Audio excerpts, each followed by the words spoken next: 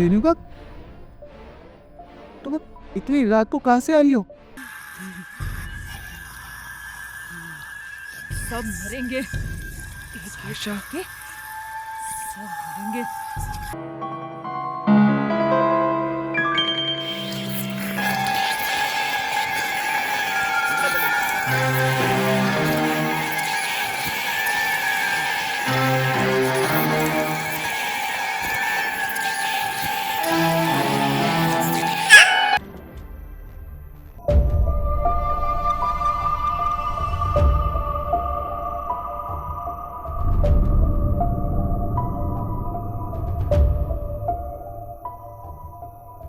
इस माया की बच्ची का इलाज तो मुझे ही करना होगा, वरना ये मेरे रॉकी को मुझसे छीन लेगी। आज देखती हूँ इसे। आप टेंशन मत लो, मैं देख के आता हूँ। ठीक है।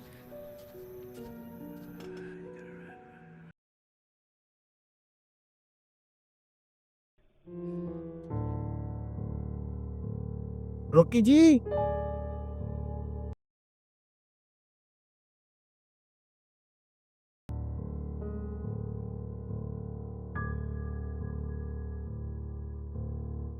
रॉकी साहब,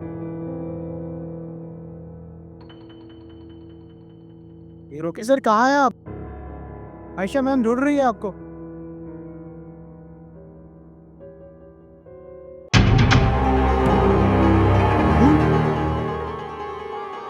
LK sir, LK sir, Rocky sir,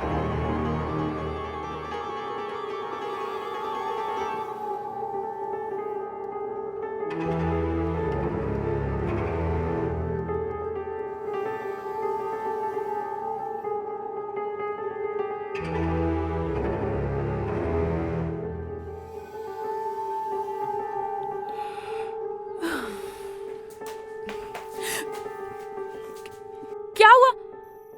तुम इतने घबराए हो क्यों? सब ठीक तो है ना? क्या हुआ? बोलो। Rocky, Rocky, Rocky? क्या हुआ रॉकी को? रॉकी, खून, खून। क्या खून? किसका खून? मैं रॉकी को बुलाने गया था, लेकिन ऊपर हर जगह खून भी गिरा पड़ा। पर पर रॉकी कहाँ है? तुम रुको, मैं देख कर आती हूँ। रुको, आप अकेले मत जाओ, मैं भी आता हूँ। ठीक है।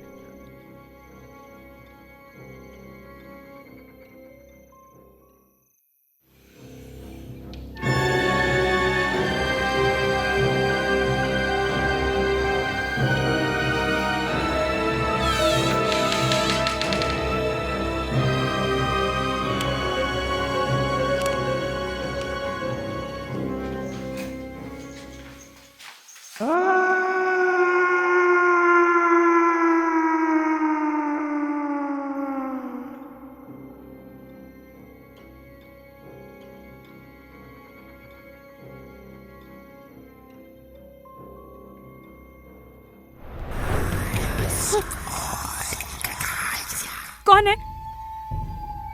कौन है वहां? रॉकी तुम हो क्या? देखो, मजाक मत करो, ये मजाक करने का टाइम नहीं है। रॉकी सर, रॉकी सर, लगता है हमें ऊपर जाके देखना चाहिए। नहीं, हमें ऊपर नहीं जाना चाहिए। मुझे ऐसा लगता है ऊपर किसी का साया है। मुझे नहीं लगता ऐसा कुछ है। हमें एलके और रॉकी सर को ढूंढना चाहिए। अब आओ मेरे साथ।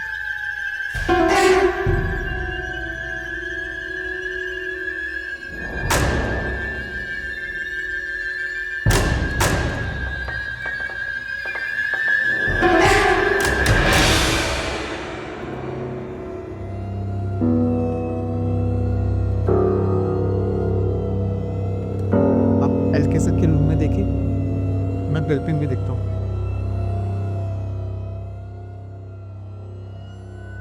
एलके सर,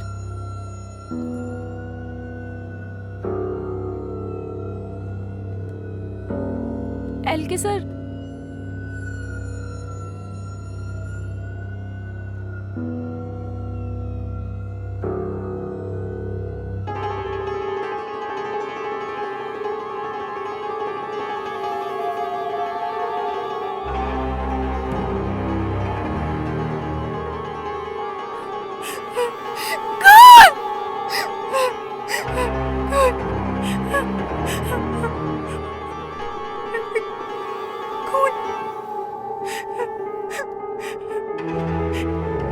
भागो।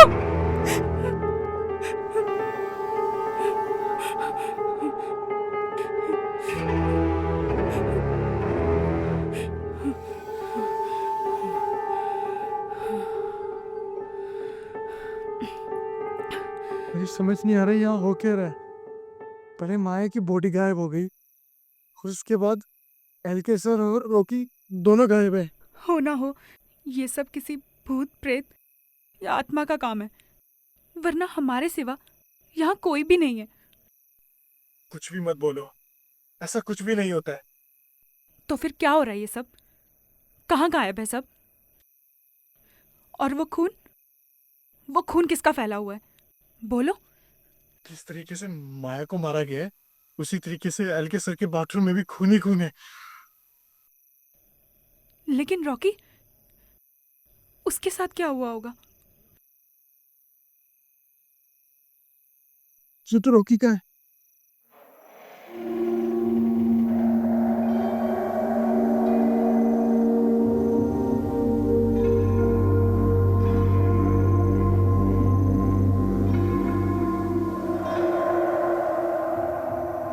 ये इतनी रात को कहाँ से आ रही है? हमें नीचे चलकर देखना चाहिए। चलो। नहीं, सेफ नहीं लग रहा। कुछ नहीं होगा, चलो।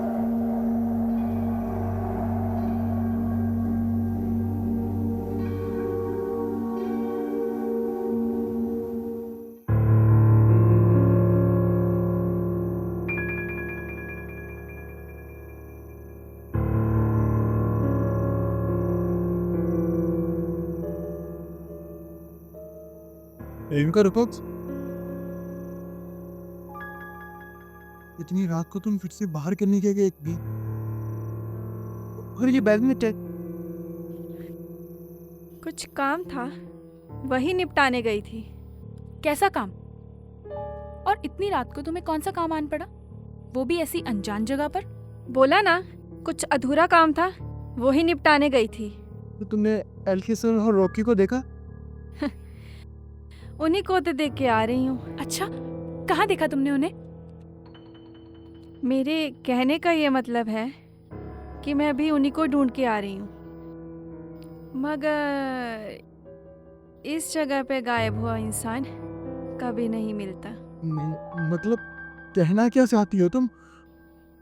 मैं ये कहना चाहती हूँ कि जैसे माया मैम गायब हुई, हो सकता है कि ये दोनों भी गायब हुए हों।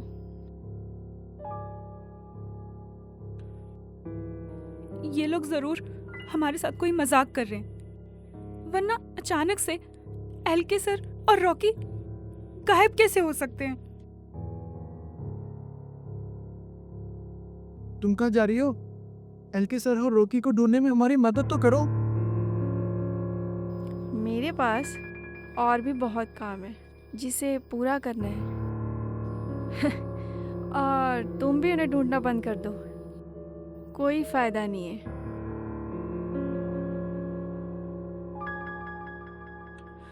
रेणुका को क्या हो गया? ये ऐसी अजीब अजीब बातें क्यों कर रही है? मुझे तो कुछ गड़बड़ लग रही है। ये रोज रात को बैग लेके पता नहीं कहाँ जाती है।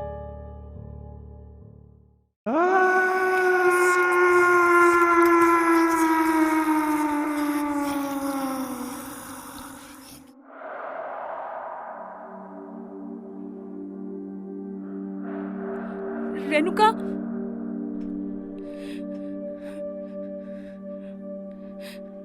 रोहित, रेणुका, रोहित, ये दोनों दिखाई क्यों नहीं दे रहे? कहाँ चले गए ये?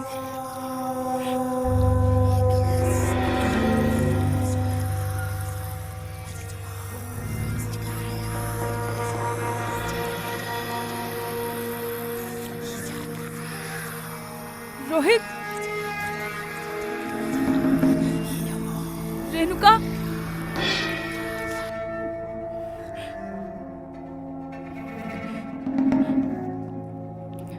रेणुका,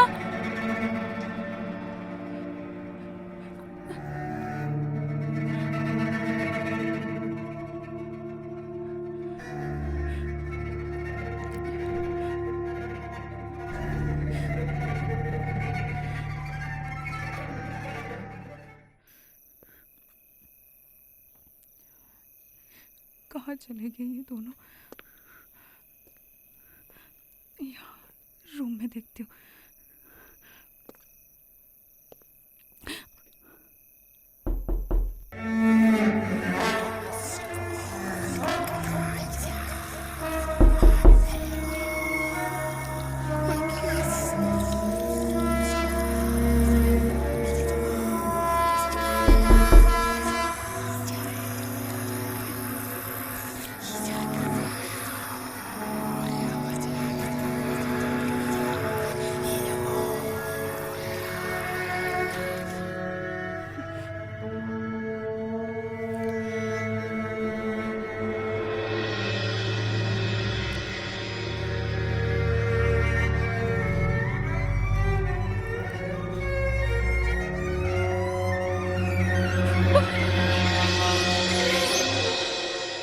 वो आयशा मैं हूँ ठीक है, तुम यार। कब से फोन लगा रहा हूँ, कहाँ है सब?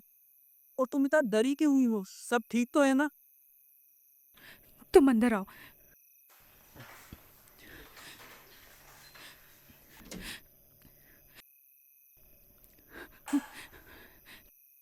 ठीक है, शुक्र है डीके, तुम सही टाइम पर आ गए। यहाँ पर कुछ भी ठीक नहीं है। बहुत अजीबोगरीब सी चीजें हो रही हैं यहाँ पर। क्या अजीबोगरीब चीजें? हुआ क्या है? मैं तुम्हें बताती हूँ।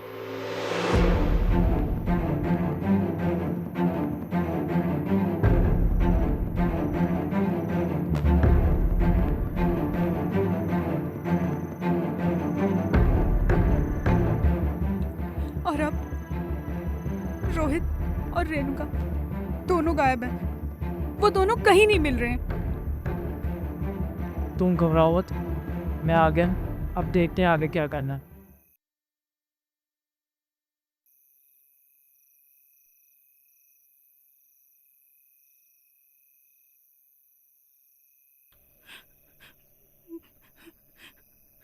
मुझे बहुत डर लग रहा है। उन लोगों के साथ क्या हुआ होगा? ये लगता है सबको किसी ने मार दिया होगा। लेकिन उनकी बॉडी के साथ क्या हुआ होगा फिर? क्योंकि वहां पर खून के सिवा और कुछ भी नहीं था। मुझे भी समझ में नहीं आ रहा, आखिर उनकी बॉडी जा कहाँ सकती है? डीके, हम सुबह होते ही यहाँ से चले जाएंगे। ये जगह बहुत खतरनाक है। हम यहाँ नहीं रह सकते। आज की रात हमें भी संभल के रहना होगा। और जिसने भी उन लोगों को मारा है ना, वो हमें भी मार सकता है। फिर से वही आवाज।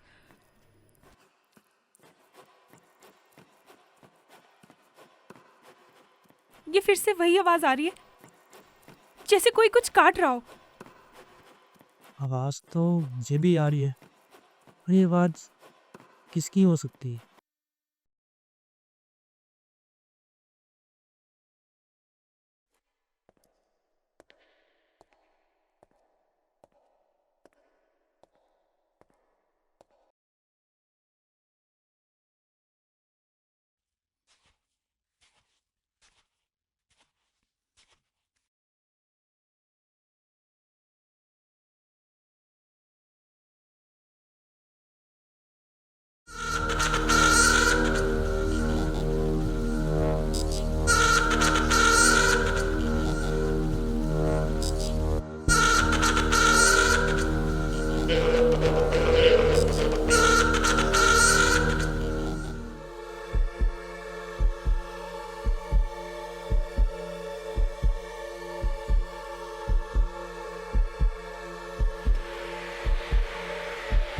मुझे रेणुका पर शक हो रहा है।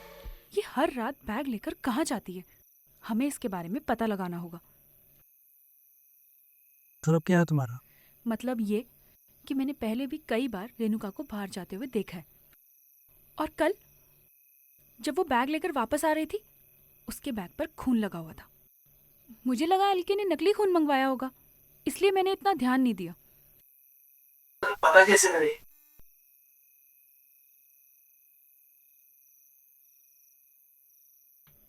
हाँ, हमें उसका कमरा चेक करना होगा।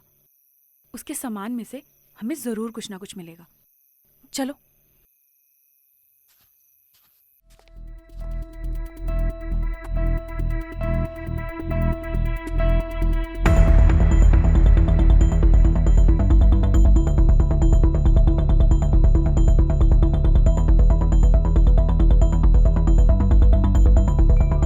टीके, इसमें तो सिर्फ कपड़े ही हैं। यहाँ से देखो, जरूर कुछ मिलेगा।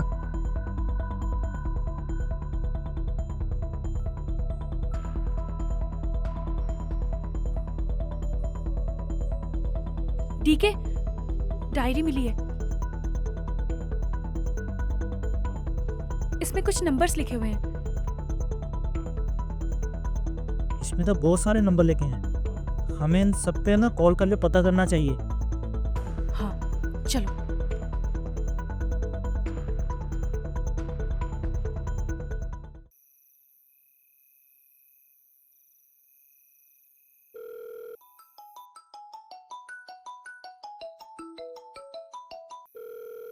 हेलो, हाँ जी, मैं रेणुका की दोस्त बात कर रही हूँ। मुझे रेणुका के बारे में कुछ पूछताछ करनी थी। आप कौन बोल रहे हैं? मैं रेणुका चाचा बोल रहा हूँ। रेणुका ठीक है? क्या पूछना है आपको? मुझे ये पूछना था कि रेणुका को कोई कोई बीमारी हो, या फिर ऐसी कोई दुर्घटना जिसका असर उसके दिमाग पर हुआ हो। हाँ, बचपन में उसे दिमागी बीमारी हुई थी और वो अब ठीक है। तो क्या मुझे उस डॉक्टर का नंबर मिल सकता है जिसने रेणुका का इलाज किया था? डॉक्टर साहब का नंबर मुझे देखना पड़ेगा। हो सकता है उसके डॉक्यूमेंट में हो। आप प्लीज़ देखिए ना, बहुत ज़्यादा अर्जेंट है। ठीक है, मैं चेक करके थोड़ी देर बाद करता हूँ। हाँ जी, प्लीज़ जितनी जल्दी हो सके आप मुझे उनका नंबर सेंड करिएगा। ठीक है।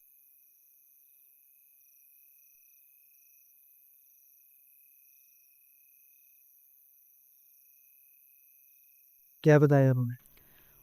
उन्होंने कहा कि उसे बीमारी है कोई, और वो किसी डॉक्टर का नंबर भेज रहे हैं। हमें उस डॉक्टर से बात करनी होगी, वही हमें सब कुछ बता सकते हैं।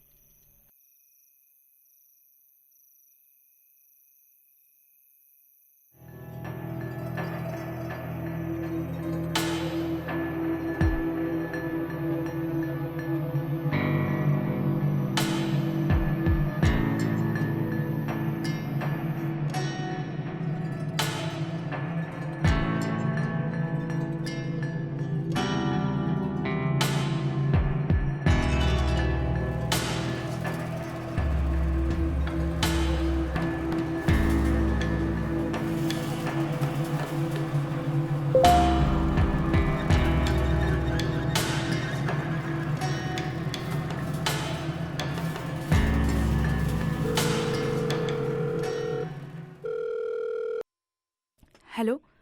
हेलो एन। हेलो डॉक्टर, मैं आयशा बात कर रही हूँ, फिल्म प्रोडक्शन मैनेजर। मुझे आपसे कुछ जानकारी चाहिए थी। जी बताइए। मुझे आपकी पेशेंट रेणुका के बारे में जानकारी चाहिए थी। आपका नंबर मुझे उसके घर वालों ने दिया है। आप किसकी बात कर रहे हैं जी? वही रेणुका जिसे बचपन से दिमागी बीमारी थी, ऐसा मुझे उसके घर वालों ने बताया है। पर आई एम सॉरी, मैं किसी भी पेशेंट के पर्सनल इंफॉर्मेशन किसी अनजान व्यक्ति को नहीं दे सकती।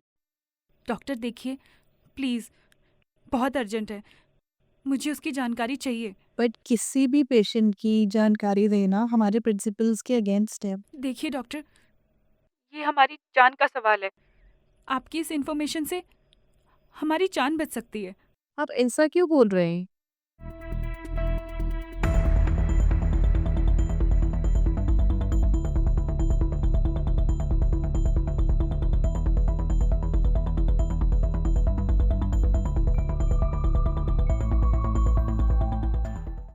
ओह माय गॉड, ये तो सच में बहुत सीरियस प्रॉब्लम है। आप वेट कीजिए, मैं आपको ना अभी इसके बारे में बताती हूँ।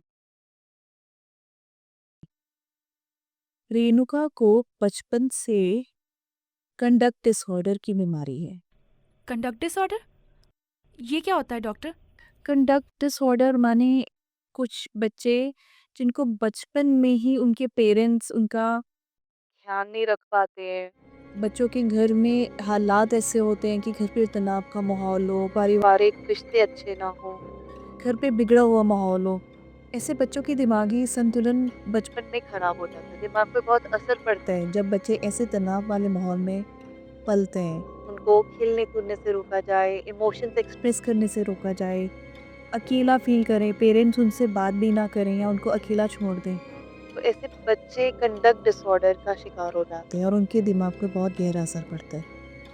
इस बीमारी का दूसरे इंसानों पर क्या असर होता है? ऐसे बच्चे दूसरों पे ऊपर अपना गुस्सा निकालने के लिए किसी भी हद तक जा सकते हैं।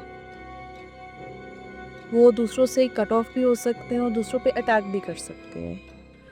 तो क्या इस बीमारी के चलते वो किसी की जान भी ले सकते हैं?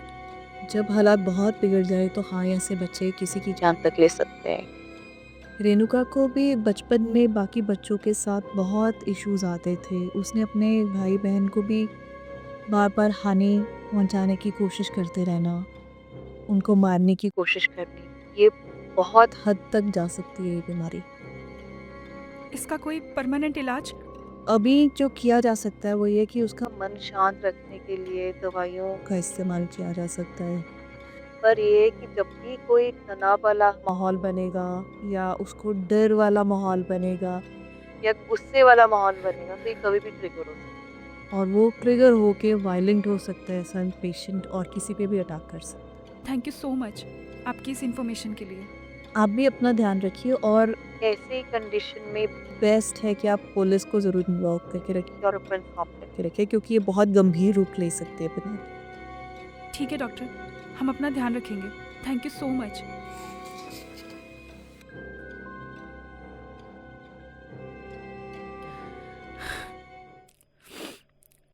रेणुका को कंडक्ट डिसऑर्डर है।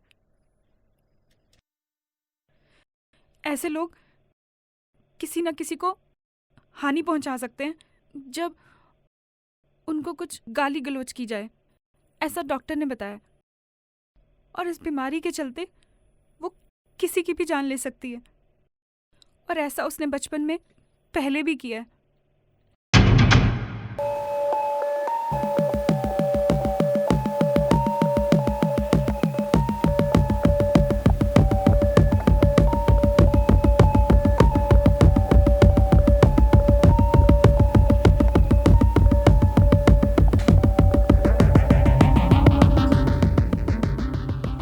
डीके, तुम ये क्या कर रहे हो? तुम्हें मुझे बचाने का इंतजाम। पर ये सब करने से क्या होगा? ऐसा भी कोई बात मत करो, जैसा मैं बोलूं वैसे करो बस। इधर आओ, ये लो, इसको जल्दी से छुपा दो। ठीक है।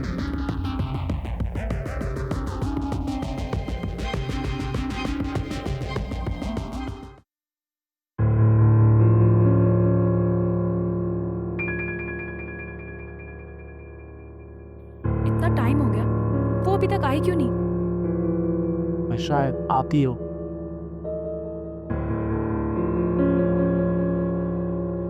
देखो,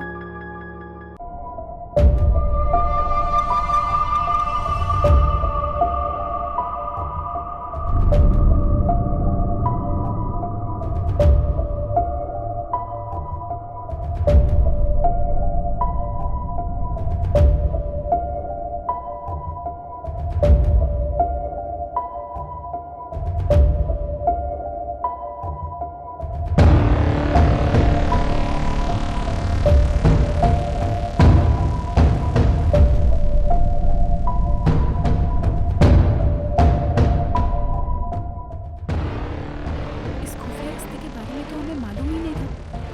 मैं देखा